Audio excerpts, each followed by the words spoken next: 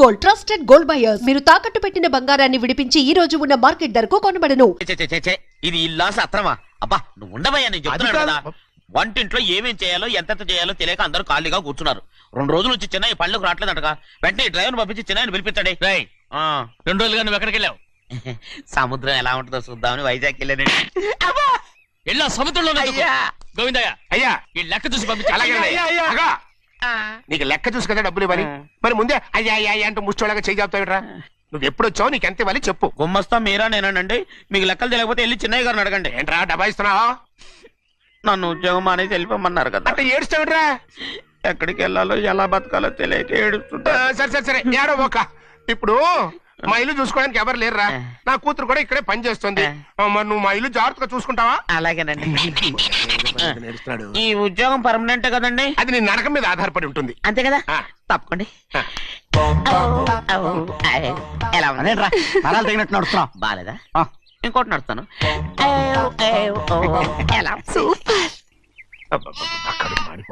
ఏంటి నాన్న బాగా ఆకలేస్తుందా? అవునమ్మా, ఇడ్లీ దమ్మని ఆ బస్సు గాని పంపించి 2 గంటలైంది. అప్పటికి ఆలస్యం అవుతామని నా బండి కూడా ఇచ్చి పంపించా. వచ్చేసా. సంతోషించాం. ఏంట్రా ఇంత ఆలస్యంగా చచ్చావు? మరి దీన్ని నడిపించకరావద్దేంటి? అదే నేనైతే లగెత్తుకెళ్ళి లగెత్తుకు వచ్చేసేవాడిని. అంటే ఈ బండి నడపడం నీ చేత కదా? మరి ఎందుకు చేసుకెళ్ళట్టు? ఏమో మీరు తీసుకెళ్ళమన్నారు, కర్మ తీసుకెళ్ళాను. కర్మ. సర్లే ఆకలి చచ్చేట్టుగా ఉన్నా. ఇడ్లీలు ఎక్కడా? అదిగో మూటలో వచ్చేస్తున్నాయి. నోట్లో ఇడ్లీలు రావటం ఏంట్రా? ఒరే ఈయన నంబర్లే గానీ మూట దింపి ఇప్పి చూపించండి. అట్టగానండి. ఇన్ని ఇడ్లీలు తెచ్చావిడ్రా? మరి 494 రూపాయలకు ఆ మాత్రం ఇడ్లీలు రావేంటి? 494 రూపాయలకి ఇడ్లీలా? మరి అదే చెప్పడమేమో చెప్పేస్తారు, ఆ తర్వాత మర్చిపోతారు. మరి నాగమణి నాగమ్మండి ఏంటండి? ఏంటంట? అప్పుడు మీ నాన్న నాతో ఏం చెప్పాడు? ఉండండి ఆలోచించుకుని చెప్తాను. ఏంటమ్మా ఫ్లాష్ బ్యాక్ వెళ్తున్నావా? అవును. బాబా ఆకలేస్తుందిరా. ఆ రామస్వామి హోటల్కి వెళ్ళి కాస్త తెచ్చిపెట్టు. నాకు కూడా ఆకలిస్తుందండి. నువ్వేదైనా తిని నాకు మాత్రం ఒట్టి ఇడ్లీ పడరా. ఇదిగో ఈ నోటు ఎంతో తెలుసా? నేనేమన్నా తెలివి తక్కువ అనుకున్నారా? 500 నోటు. అబ్బో నువ్వే దీన్ని అచ్చుకుతున్నట్టుగా మాట్లాడుతున్నావే. చాలా ఆకలేస్తున్నాయి. బండేసుకెళ్ళి తొందర తీసినప్ప. ఇదండి జరిగింది. చిల్లర లేదు కదా అని 500 రూపాయలు నోటు ఇచ్చి పంపిస్తే మొత్తం ఇడ్లీలు పట్టుకొస్తా ఉంటా. నీ నోట్స్ చెప్పు. ఆకలేసేస్తుందమ్మా. చట్నీ సాంబార్ ఇదిరా.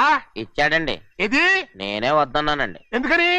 మరి అదే మళ్ళీ మర్చిపోయారు. నాగమణి మీ నాన్న నాతో ఏం చెప్పాడు? అయ్యో అయ్యో చట్నీ సాంబార్లని ఎన్ని సార్లు ఫ్లాష్ బ్యాక్ వెళ్తారా? ఏదైనా తిని నాకు మాత్రం ఒట్టి ఇడ్లీ పడరా. ఇదిగో ఆయనకు అర్థమయ్యట్టు మళ్ళీ చెప్పు.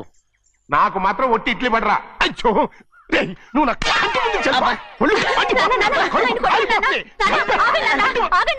ఆయనతో పాటు నేను బయటకు వెళ్ళిపోతాను.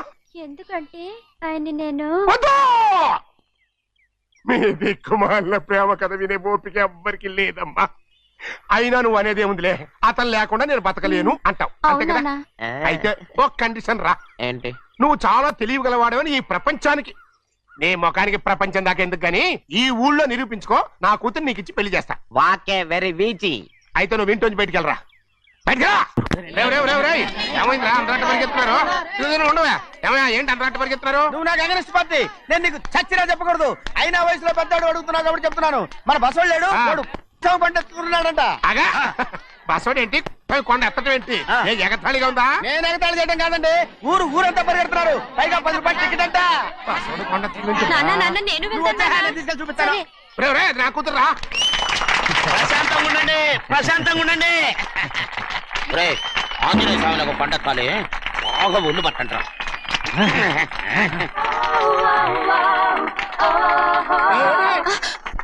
ఆడ కొండనెత్తిపోతే నిన్నెత్తిపోతాడు. ఊరుకోండి కుమస్తా గారు, ఆడికి ఆ కొండనెత్తడం ఈజీ, దీన్ని కష్టం. వయసులో ఉన్న ఆడపిల్లని చూస్తే చాలు తలనేరిసినోడికి కూడా జోకులు వస్తాయి.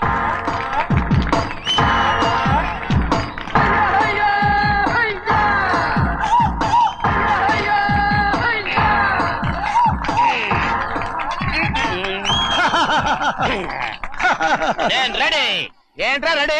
కొండనెత్తు. ఓ 50 మందిని పిలవండి. ఎందుకు? ఆ కొండను తెచ్చి నా చేతుల మీద పెట్టడానికి. అప్పటి నుంచి నేను చెబుతూనే ఉన్నా, ఇది ఫిట్టింగ్ ఏదో పెడతాడు అని. ఒక్కడనా నా మాట విన్నారా? ఊరుకోవా, నీ కూతురని మాటలేదు, మేమే వింటాం. ఇది ఒక పిచ్చి కొయ్యి. ఏంటి 50 మంది వల్ల కాదా? అయితే ఊరు మొత్తం వచ్చి ఆ కొండను తెచ్చి నా చేతుల మీద పెట్టండి, అప్పుడు నేను ఒక్కనే ఎత్తుతాను.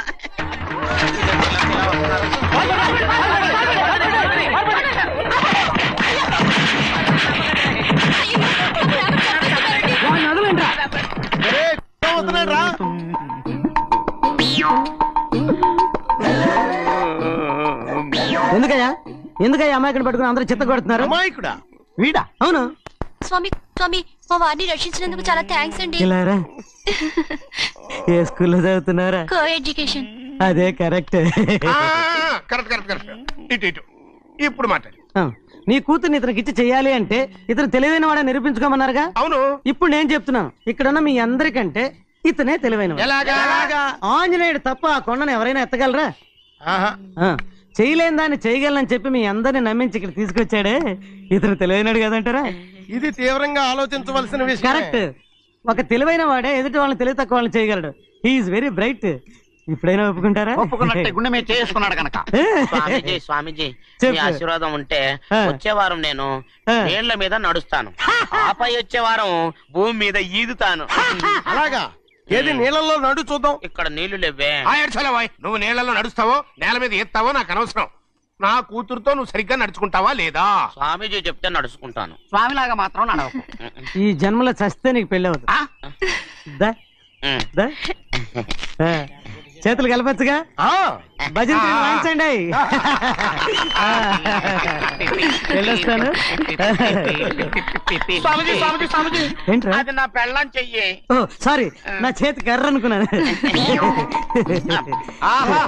స్వామీజీ అంటే వీడు కర్రను వదిలేసి కన్నీని ఎత్తుకెళ్తున్నాడు. రండి. అయ్యయ్యో నా కాళ్ళు చేతులు ఆటలు లేసే. మీరెందుకు వచ్చారయ్య గారు? కబురు పెడితే నేనే వచ్చేదాన్నిగా. కూర్చోండి అయ్యా, కూర్చోండి. చెన్నయ్య టౌన్ కి వెళ్ళాడు, ఏదో కొట్లో పని చేస్తున్నాడు. తర్వాత దాన్ని ఎవడు మార్చగలడు? నేనేం వాడిని చూడటానికి రాలేదు, నిన్ను చూడటానికి వచ్చాను. అవును, వారం వారం డబ్బుల కోసం వచ్చేదానివి 2 వారాలుగా ఎందుకు రాలేదు? అయినా నా బాధ్యత నేను చెయ్యాలిగా. ఇదిగో తీసుకో. డబ్బొద్దండి. నీ మనవడిని నేను ఇంట్లోంచి తరిమేశాను వద్దంటున్నావా? ఇది నీ మనవడి కోసం కాదు, నీ కొడుకు కోసం నేను చెయ్యాల్సిన బాధ్యత. ఆనాడు ఊరంతా నా బిడ్డ తప్పు చేశాడన్నా, మీ మనసుకి మాత్రం తప్పు చేశాడనిపించలేదు. ఈ రోజు నా మనవడు కూడా ఏ తప్పు చేయలేదు. ఆ విషయం మీరు తెలుసుకుని వాడిని ఏ రోజు పనిలోకి రమ్మంటారో ఆ రోజే డబ్బు తీసుకుంటాను. నీ మనవడు చేసింది నేను కళ్ళారా చూశాను. దాని గురించి మాట్లాడాలంటే నాకే అసహ్యంగా ఉంది. డబ్బు తీసుకుంటావా లేదా? వద్దు బాబు. ఈ రోషమైన నాలో నేను చూస్తాను.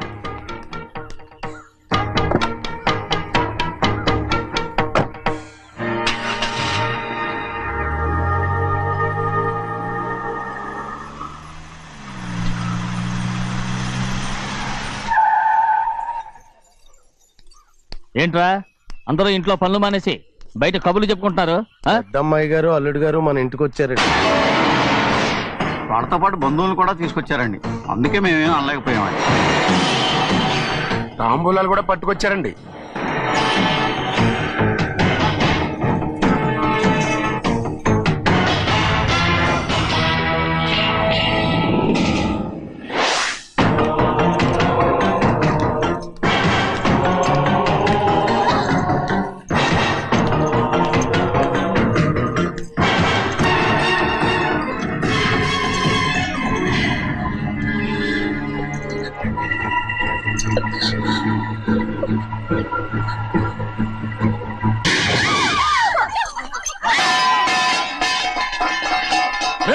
అయ్యా 15 ఏళ్ళైంది బంధాలు తెగిపోయి. ఎంత ధైర్యం ఉంటే మళ్ళీ ఈ ఇంట్లో అడుగు పెడతారు? ఎవరు రాయి గాడిదల్ని లోపల రానిచ్చింది? ముందు వీళ్ళందరినీ మెడబెట్టి బయటికి గెట్టేయండి. నేనే వాళ్ళని రమ్మన్నాను. ఎందుకు రమ్మన్నావు? నా పెళ్లి గురించి మాట్లాడడానికి. నీ పెళ్లి గురించి మాట్లాడటానికి వాళ్ళెవరు? నా తోడ పుట్టింది, మీ కన్న కూతురు. దాని మెడలో తాళి పండే రోజునే ఆ వర్షం మారిపోయింది. తాళి కట్టించుకుని వేరే ఇంటికి వెళ్ళినంత మాత్రాన మీ కూతురు కాకుండా పోతుందా?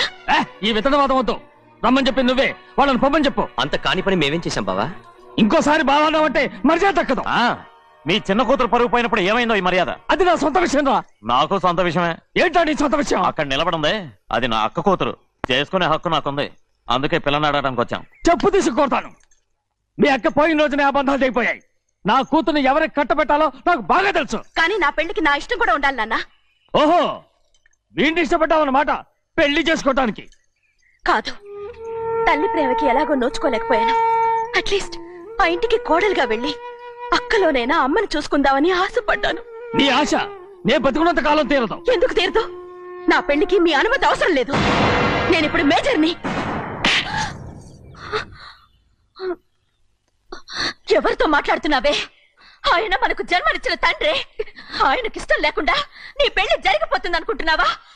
నువ్వు మేజర్ అంటున్నావే. ఇంతవరకు నిన్ను చదివించి పెద్దదాన్ని చేసింది ఎవరు? విదేశాల్లో చదివినంత మాత్రాన నోటికొచ్చినట్టు మాట్లాడతావా?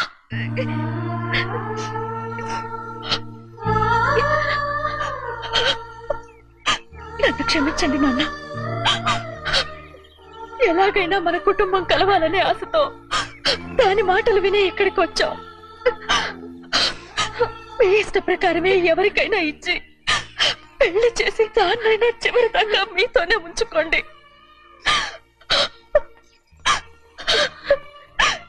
వెళ్ళొస్తానన్నా. ఎందుకు వదినా వెళ్ళొస్తామని చెప్తున్నావు? ఈ జన్మలో ఇక్కడికి రాలేమని తెలిపోయింది కదా, వెళ్తామని చెప్పు.